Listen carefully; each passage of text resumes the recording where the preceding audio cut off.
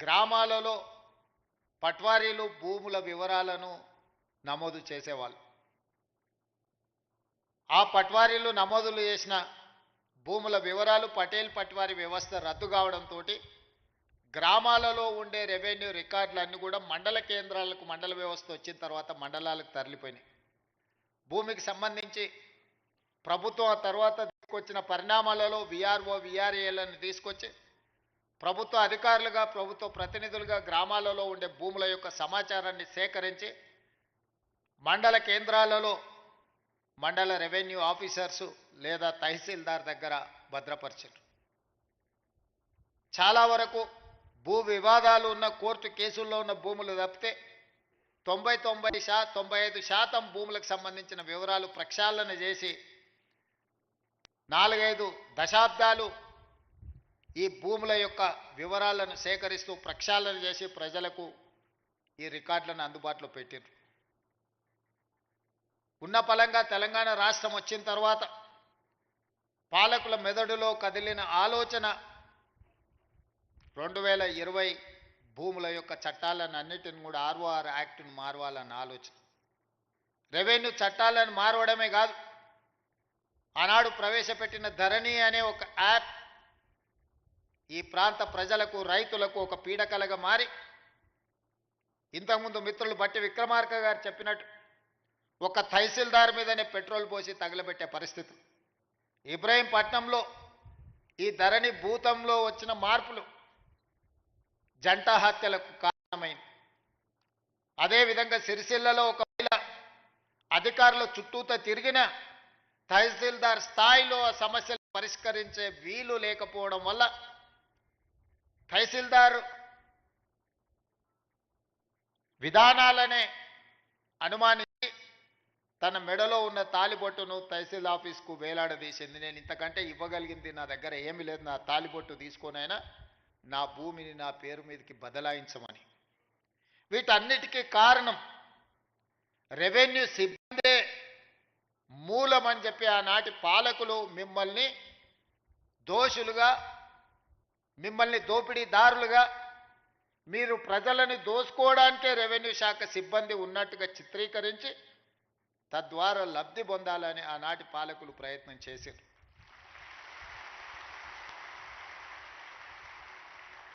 ఇక్కడున్న రెవెన్యూ సిబ్బందిని, తెలంగాణ రైతాంగాన్ని నేను అడుగుతున్నా. దాదాపుగా 65 సంవత్సరాలు మన భూములకు సంబంధించిన వివరాలు, మన భూముల ఖాతాలు, 69 లక్షల కమతాలకు సంబంధించిన వివరాలను ఈ రెవెన్యూ సిబ్బందే కాపాడారు కదా. వీళ్ళే కదా మన హక్కులను భద్రంగా పొందుపరిచింది. ఉన్న పలంగా 2019లో 2018లో మీరు ప్రవేశపెట్టిన ధరణి పోర్టల్ వచ్చిన తర్వాతనే రెవెన్యూ సిబ్బంది అంతా దొంగలుగా దోపిడీదారులుగా మీకు కనిపించిండ్రా? ఎక్కడైనా మంచోళ్ళు ఉంటారు, చెడ్డోళ్ళు ఉంటారు. సమాజంలో 2%, 3%, 5%, 10%, అది రెవెన్యూ కావచ్చు, పంచాయతీరాజ్ కావచ్చు, ఇతర ఏ శాఖలో కావచ్చు, రాజకీయాలలో కావచ్చు, కొంతమంది చెడ్డవాళ్ళు ఉండొచ్చు. అంత మాత్రాన మొత్తం వ్యవస్థనే మనం తప్పుపడతామా? చెడ్డవాళ్ళుగా ఉన్న వాళ్ళని శిక్షించుకుంటూ వాళ్ళ అవకాశాలు తగ్గించుకుంటూ శాఖలను ప్రక్షాళన చేసుకుంటూ ముందుకు వెళ్ళాలి. ఇంట్లో ఒకవేళ ఎలక దూరితే ఇల్లు తగలబెట్టుకోము కదా, పొగబెట్టి ఆ ఎలకను పట్టుకునే ప్రయత్నం చేయాలి తప్ప ఇల్లు తగలబెట్టుకునే విధానం ఎక్కడైనా మనం చూసినామా? మరి గత ప్రభుత్వం మిమ్మల్ని దోషులుగా, మిమ్మల్ని బూచీగా చూపించి చట్టాలను మార్చి, ఆ చట్టాలను కొద్దిమందికే చుట్టాలుగా మార్చి వేలాది ఎకరాలను కొల్లగొట్టే ప్రయత్నం జరిగిన మాట వాస్తవం కాదా? అందుకే ఎన్నికల కంటే ముందు సమ్మక్క సారలమ్మ ఆశీర్వాదంతో నేను పాదయాత్ర మొదలుపెట్టి ఆ తర్వాత ఆదిలాబాద్ నుంచి ఖమ్మం జిల్లా వరకు మా మిత్రుడు బట్టి విక్రమార్క గారు పాదయాత్ర చేసినప్పుడు పేదవాళ్ళు, ముఖ్యంగా దళితులు, గిరిజనులు, ఆనాడు పోడు భూముల పట్టాలు పొందిన వాళ్ళు కావచ్చు, ఇందిరమ్మ రాజ్యంలో ఆనాడు అసైన్మెంట్ భూములు దాదాపుగా 25 లక్షల ఎకరాలు పేదలకు పంచిపెట్టిన వాళ్ళు కావచ్చు, లేదా స్వకష్టార్జితంతో సంపాదించుకున్న సొమ్ముతో కొనుగోలు చేసిన భూముల వివరాలు చిన్న చిన్న సమస్యలతోని శాశ్వతంగా తమ భూమి తమది కాదు అని తెలిసినప్పుడు వాళ్ళ ఆవేదన, వాళ్ళ దుఃఖం వర్ణాతీతం. తను కష్టపడి జీవితాంతం తనకు గ్రామంలో గుర్తింపు గౌరవాన్ని తెచ్చిపెట్టిన తన సొంత భూమి తనది కాకుండా పోతున్నప్పుడు ఆ భూ యజమాని యొక్క బాధను మనం అర్థం చేసుకోవాలి. నాడు ప్రభుత్వంలో ఉన్న పెద్దలకు శాసనసభలో చర్చల సందర్భంగా కానీ ఇతర ప్రజాప్రభుత్వ కార్యక్రమాలలో ఎంత మాత్రం చెప్పినా వాళ్ళ చెవికి ఎక్కలేదు. అందుకే చివరగా మేము చెప్పినాం, మా ప్రభుత్వం వస్తుంది, ధరణిని ఆనాటి ప్రభుత్వం చేసిన చట్టాన్ని బంగాళాఖాతంలో ఇసురుతామని. వాళ్ళు చేసింది తప్పు, దాన్ని బంగాళాఖాతంలో విసరడం పెద్ద విషయం కాదు. ఈనాడు మనం చేస్తున్న చట్టం పేదలకు చుట్టాలుగా ఉండాలి, పేదవాడి సమస్యని పరిష్కరించాలి, పేదవాడికి అనుకూలంగా సరళంగా ఉండాలి. దాన్ని అమలు చేసే రెవెన్యూ సిబ్బంది కూడా దీని పట్ల అవగాహన పెంపొందించుకొని దాన్ని అమలు చేయాలన్న ఆలోచనతోని నిరంతరం కమిటీలను కోదండ రెడ్డి గారి నేతృత్వంలో రేమండ్ పీటర్ గారిని, సునీల్ని, చాలామంది సిబ్బందిని, అనుభవజ్ఞులను, ఐఏఎస్లను పెట్టి ఈ చట్టాలను వివిధ రాష్ట్రాలలో ఉన్న వాటిని కూడా పరిశీలించి ఆనాడు నిజాం పాలన నుంచి ప్రజాస్వామ్య ప్రభుత్వంలోకి వచ్చిన తర్వాత కూడా జరిగిన మార్పులు చేర్పులను, చట్టాలను నిశితంగా పరిశీలించి వాటన్నిటిని కూడా ఒక అవగాహన కల్పించుకొని ఈరోజు నూతన ఆర్ఓఆర్ యాక్ట్ను ఈరోజు మనము తీసుకురావడం జరిగింది. ఈరోజు భూభారతి ఈ సమస్యలకు శాశ్వత పరిష్కారాన్ని చూపించాలన్న ఆలోచనతోటే ఈరోజు డాక్టర్ బాబాసాహెబ్ అంబేద్కర్ జయంతి సందర్భంగా మనం ప్రారంభించుకుంటున్నాం. దీనికి సంబంధించి వివిధ సందర్భాలలో ప్రజలను సంప్రదించి ప్రజాభిప్రాయాన్ని సేకరించి ప్రజల నుంచి వచ్చిన సమాచారాన్ని క్రోడీకరించి ఈరోజు చట్టాలను తయారు చేసి ఈ చట్టాలు ప్రజలకి శాశ్వత పరిష్కారాన్ని చూపించాలన్న ఆలోచనతో మా ప్రభుత్వం ఈరోజు ప్రజలకు అంకితం చేస్తుంది.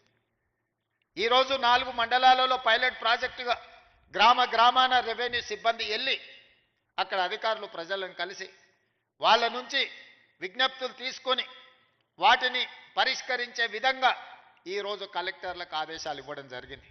మొదటి విడతగా పైలట్ ప్రాజెక్ట్ కింద 4 మండలాలతో కార్యక్రమాన్ని చేపట్టి తద్వారా మనకు వచ్చిన ఫీడ్బ్యాక్ను తీసుకొని ప్రతి జిల్లాలో కలెక్టర్ ఒక్కొక్క మండలాన్ని మళ్ళీ ఆ తర్వాత తీసుకొని ఆ మండలాలలో కూడా ఈ కార్యక్రమాలను చేపట్టి ప్రజల నుంచి సమాచారం తీసుకున్న తర్వాత అన్ని మండలాలల్లో ఈరోజు కలెక్టర్లకు స్పష్టంగా ఆదేశాలు ఇచ్చిన ప్రతి మండలంలో రెవెన్యూ అవగాహన సదస్సులు పెట్టడమే కాకుండా ప్రతి గ్రామంలో రెవెన్యూ సదస్సులను నిర్వహించి రైతుల నుంచి సమస్యలను తెలుసుకొని విజ్ఞప్తులను తీసుకొని వాటిని శాశ్వతంగా పరిష్కరించి వివాదం లేని తెలంగాణగా వివాదరహిత భూ విధానాన్ని తెలంగాణలో తీసుకురావాలన్న ఆలోచనతోని మా ప్రభుత్వం ఒక సంకల్పంతో ముందుకు వెళ్తుంది. ఇంత గొప్ప లక్ష్యాన్ని చేరాలి అనంటే చట్టాలు చేసిన మా ప్రజాప్రతినిధుల వల్లనే సాధ్యం కాదు. దీన్ని ప్రజలకు చేరవేసే ప్రతినిధులు మీరు. అందుకే మిమ్మల్ని అందరినీ ఈరోజు ఇక్కడికి రప్పించినాం. మా మిత్రులు శ్రీనివాసరెడ్డి గారు అన్నారు, ఖమ్మంలో పాలేరులో 1,00,000 మందితో బహిరంగ సభ పెట్టి భూభారతి చట్టాన్ని మనము ప్రజలకు అంకితం చేద్దామని. నేను వారికి సూచన చేసిన, సీనన్న 1,00,000 కాదు నువ్వు నువ్వు బట్టి గారు తుమ్మల గారు అనుకుంటే 5-6 లక్షల మందితోనైనా ఖమ్మంలో సమావేశాన్ని ఏర్పాటు చేస్తారు. కానీ ఈ భూభారతిని అమలు చేసేది ఆ రైతులు, ఆ పేదవాళ్ళు కాదు. భూభారతిని అమలు చేసేది రెవెన్యూ సిబ్బంది. ఆ రెవెన్యూ సిబ్బందిని సమావేశానికి పిలువు. మన ప్రభుత్వ ప్రతినిధులు వాళ్ళే. ఇవాళ మా ప్రభుత్వానికి మంచి పేరు రావాలన్నా ఈ ప్రభుత్వం తెచ్చిన చట్టం పక్కాగా అమలు జరగాలి అంటే అది మీ ద్వారానే సాధ్యమవుతుంది. అందుకే మిమ్మల్ని ముఖ్య అతిథులుగా మీరందరూ మాతో పాటు అతిథులు. ఈ సమావేశంలో మీరు ప్రేక్షకులు కాదు, మీరు కూడా అతిథులే. ఈ చట్టాన్ని ప్రజల దగ్గరికి తీసుకెళ్లే బాధ్యత మీ భుజస్కంధాల మీద ఉంది. మా ప్రభుత్వం రెవెన్యూ సిబ్బందిని సంపూర్ణంగా విశ్వసిస్తుంది. మిమ్మల్ని దొంగలుగానో, దోపిడీదారులుగానో, అవినీతి పరులుగానో మేము చిత్రీకరించదలుచుకోలేదు. ఎవరైనా అట్లాంటి వ్యక్తులు ఎవరైనా ఉంటే వ్యక్తుల పట్ల కఠినంగా ఉంటుంది ప్రభుత్వం తప్ప ఈ మొత్తం వ్యవస్థ దోషులుగా నిలబెట్టే విధానానికి మీ ముఖ్యమంత్రి, మీ సోదరుడు వ్యతిరేకమని చెప్పి నేను స్పష్టంగా చెప్తున్నా. ఎంతో మంది శంకర్ లాంటి ఐఏఎస్ ఆఫీసర్, మాధవరావు లాంటి ఐఏఎస్ ఆఫీసర్ ఎంతో మంది తమ జీవితాలను సర్వం దారబోసి చట్టాలను తయారు చేసి ప్రజలకు అంకితం ఇచ్చారు. రెవెన్యూ శాఖలో ఎన్నో లక్షలాది మంది ఈ 75 సంవత్సరాల పని చేసిన వాళ్ళ కృషి వల్లనే రెవెన్యూ శాఖకు ఈ తెలంగాణ రాష్ట్రానికి ఒక గుర్తింపు వచ్చింది. మేం చేసే తప్పిదాలను కప్పిపుచ్చుకోవడానికి మిమ్మల్ని దోషులుగా నిలబెట్టే విధానానికి నేను వ్యతిరేకమని చెప్పి నేను స్పష్టంగా చెప్పదలుచుకున్నా. జరగవచ్చు, అక్కడో ఇక్కడో తప్పు జరగవచ్చు.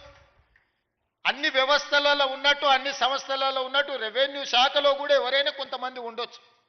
అంత మాత్రాన శాఖను మొత్తాన్ని దోషిగా నిలబెట్టి ప్రజల ముందు వాళ్ళను అవమానించే విధంగా మాట్లాడే విధానాన్ని నేను వ్యతిరేకిస్తున్నా.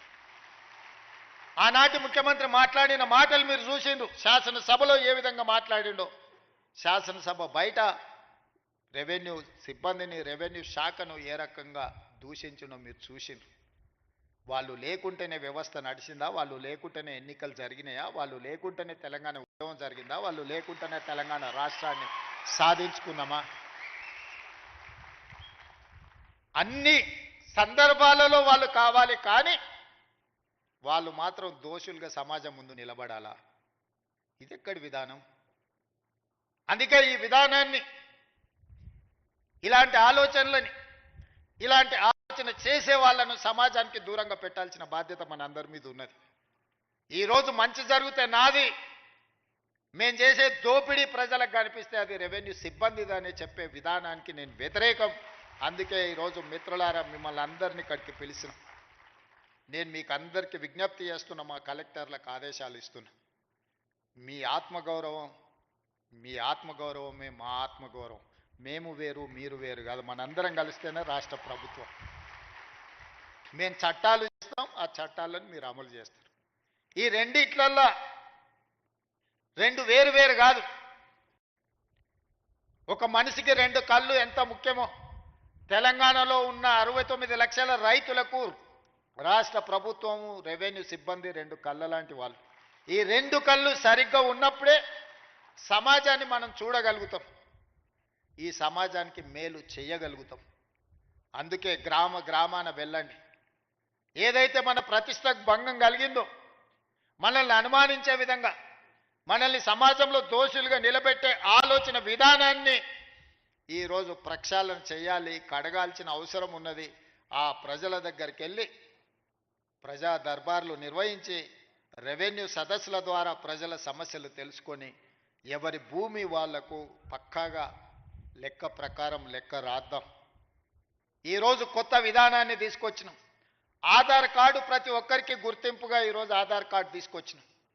ఈరోజు భూమికి భూదారు తీసుకొస్తున్నాం. ఆధారు మనిషికి ఎట్లా గుర్తింపో భూమికి కూడా భూదారు నెంబర్ ఇచ్చి ప్రతి కమతానికి ఒక ప్రత్యేకమైన నెంబర్ ఇచ్చి ఆ భూమి యొక్క వివరాలన్నిటి కూడా అందులో పొందుపరిచే విధానాన్ని తెచ్చుకుందాం. ఇంత సాంకేతిక విప్లవం ఉన్నప్పుడు అదో పెద్ద సమస్యనా? ప్రతి భూమిని మెజర్మెంట్ చేసి సరిహద్దులు నిర్ణయించి ఇండ్ల ప్లాట్లకు చేస్తలేమా? ఇండ్ల ప్లాట్లకు సరిహద్దులు నిర్ణయించినప్పుడు భూమి కొలతలతో పక్కాగా రిజిస్ట్రేషన్ చేసుకోగలిగినప్పుడు వ్యవసాయ భూమిని కూడా పక్కాగా కొలిసి దానికి సరిహద్దులు నిర్ణయించడం పెద్ద సమస్యన? మన రెవెన్యూ సిబ్బంది చేయలేరా ఈ పని? దీన్ని మనకు అసాధ్యమా? తెలంగాణ రాష్ట్రం సాధించిన రెవెన్యూ సిబ్బందికి భూమి హద్దులు నిర్ణయించేది, తెలంగాణ రాష్ట్ర హద్దులే నిర్ణయించగలిగిన రెవెన్యూ శాఖ సిబ్బంది భూమి యొక్క హద్దుల్ని నిర్ణయించడంలో పెద్ద సమస్య ఏముంటుందని నేను అడుగుతున్నా. అందుకే రాబోయే రోజుల్లో ప్రతి భూమిని పక్కాగా కొలతలేసి హద్దులు నిర్ణయించి దానికి సంబంధించిన రిజిస్ట్రేషన్ డాక్యుమెంట్ చేసి భవిష్యత్తులో ఎలాంటి సమస్యలకు తావు లేకుండా, ఎలాంటి వివాదాలకు చోటు లేకుండా మన చట్టాన్ని బలోపేతం చేసుకుందాం. కొంతమంది వ్యక్తులు దురుద్దేశంతో ఈ రెవెన్యూ శాఖ మీద సృష్టించిన అపోహలను తొలగించుకునే బాధ్యత మన అందరి మీద ఉన్నది. మీలో ఒకటిగా నేను మాటిస్తున్నా, మనం ఏ తప్పు చేయొద్దు, చట్టాలను పకడ్బందీగా అమలు చేద్దాం. చట్టాలు చేయడమే కాదు, అమలు చేసే విధానంలోనే అసలు ఫలితాలు ఉన్నాయి. తప్పకుండా నాకు సంపూర్ణమైన విశ్వాసం కలిగింది.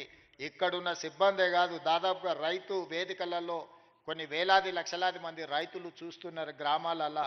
మళ్ళీ మనం ఏ గ్రామానికి వెళ్ళినా మనకు వాళ్ళు ఇంత భోజనం పెట్టి ఆ ఊరిలో ఉండే సమస్య చెప్పుకునే విధంగా మనల్ని రెవెన్యూ సిబ్బందిని, రైతు బాంధవులు వచ్చిండ్రు మా సమస్యను పరిష్కరిస్తానని మనల్ని గౌరవించే విధంగా ఈరోజు మనం చర్యలు చేపట్టాలని, ఇంత ఆలస్యమైన ఇంత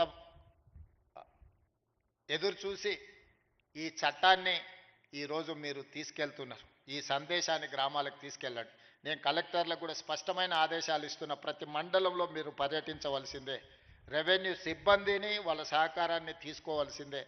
వాళ్ళందరూ కూడా గ్రామీణ స్థాయిలో, క్షేత్రస్థాయిలో అనుభవం ఉన్నవాళ్ళు, అవగాహన ఉన్నవాళ్ళు, వాళ్ళందరితో కూడా సహకారం తీసుకొని ఈ చట్టాన్ని అమలు చేయవలసిందిగా కోరుకుంటూ మీ అందరి దగ్గర సెలవు తీసుకుంటున్న. ధన్యవాదాలు మిత్రులారా.